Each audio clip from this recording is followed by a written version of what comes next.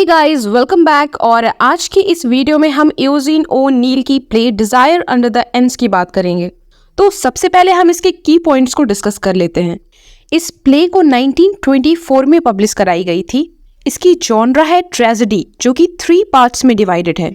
और 1958 में इस प्ले पे एक फिल्म भी आई थी दोस्तों ये play Dzire under the elms Greek writer Euripides की हिप्पोलिटस और जेन रिसीन की फ्रेडी ट्रेजेडी पे बेस्ड है। दोस्तों इन दोनों ही स्टोरीज में एक फादर अपनी नई वाइफ के साथ अपने घर वापस आता है और ये फादर की नई वाइफ अपने ही सौतेले बेटे से प्यार कर बैठती है। अब स्टोरी को समझने से पहले हम इसके मेन कैरेक्टर्स को देख लेते हैं। एबेन 25 साल का एक गुड लुकिंग गुस्से में रहने वाला लड़का, ये खुद को एक पिंजरे में बंद पाता है, लेकिन ये कुछ कर नहीं पाता। ये अंदर से शांत है।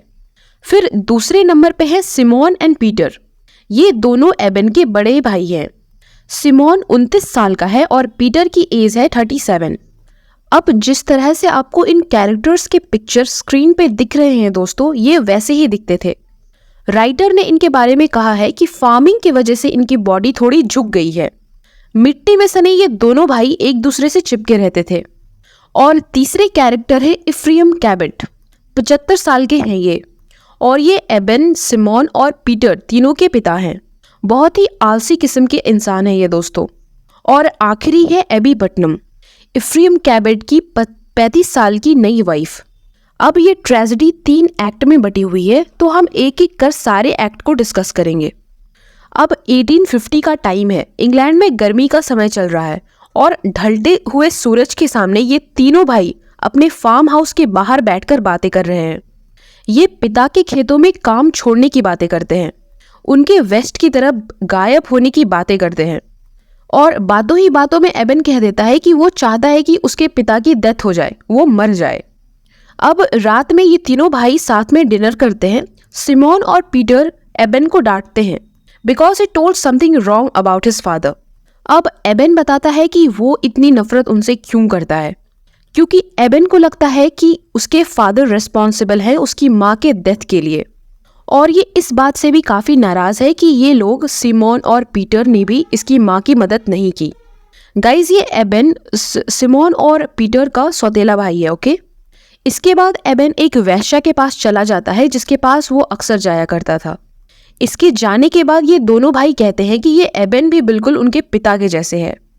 फिर एबेन इन दोनों भाइयों को ये बताता है कि उनके पिता ने एक 35 साल की औरत से शादी कर ली है। अब सिमोन और पीटर घर छोड़ना चाहते हैं, वे वेस्ट की ओर जाना चाहते हैं, इसलिए वे खेतों में काम करना बंद कर देते हैं। एबेन इस खेत को चाहता है क्योंकि ये खेत उसकी माँ का था। एबेन खेतों में काउस के दूध निकालने जाता है और इधर पीटर और सिमोन शराब पीते हैं।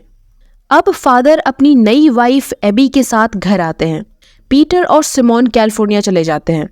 एबी अपने नए घर को देखती है और इसकी मुलाकात एबेन से होती है और ये दोनों एक दूसरे से अट्रैक्टेड होते हैं। और एक्ट 1 एबेन और इफ्रियम की झगड़े के साथ खत्म होती है। अब 2 महीने के बाद इफ्रियम बदल चुका है, काइंड हार्टेड हो गया है और वो खेत को एबेन के नाम करना चाहता है।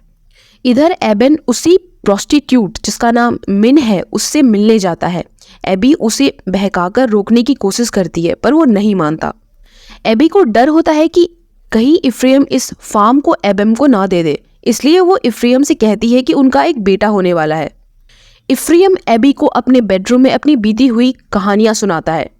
वो ये बताता है कि कैसे वो जब 20 साल का था वो इस फार्म को बनाया और वाइफ्स के होने के बाद भी वो अकेला फील करता था। एबी को इसकी कहानी में कोई इंटरेस्ट नहीं था। वो वहाँ से एबेन के कमरे में चली जाती है और इसे किस करने लगती है। फिर एबेन भी इसे किस करता है और फिर इसे धक्का देकर वहाँ से चला जाता है। फिर से एबेन एबी से पार्लर में मिलता है और वो एबी को अपनी माँ के बारे में बताने लगता है। वो रोने लगता है। एबी एबेन से कहती है कि वो उसकी नई मॉम बनने के लिए तैयार है और एबी उसे खुद को किस करने को कहती है। एबेन भी एबी को कन्फेस करता है और वो कहता है कि वो उससे प्यार करने लगा है। इफ्रियम अपनी नई बेटे की पार्टी रखता है। इस पार्टी में एबेन नहीं था। एबी एबेन को ढूंढते ढूंढते छत पे आती है। एबेन और एबी किस करते हैं और एबी कहती है कि बच्चा बिल्कुल उस पे गया है। इधर इफ्रेम एबन से कहता है कि उनके इस नई बेटी की वजह से वो एबन को ये फार्म नहीं देगा। एबन समझ जाता है कि एबी उसका यूज़ कर रही है। वो एबी को खूब सुनाता है, उसे एक वेश्या भी कह देता है।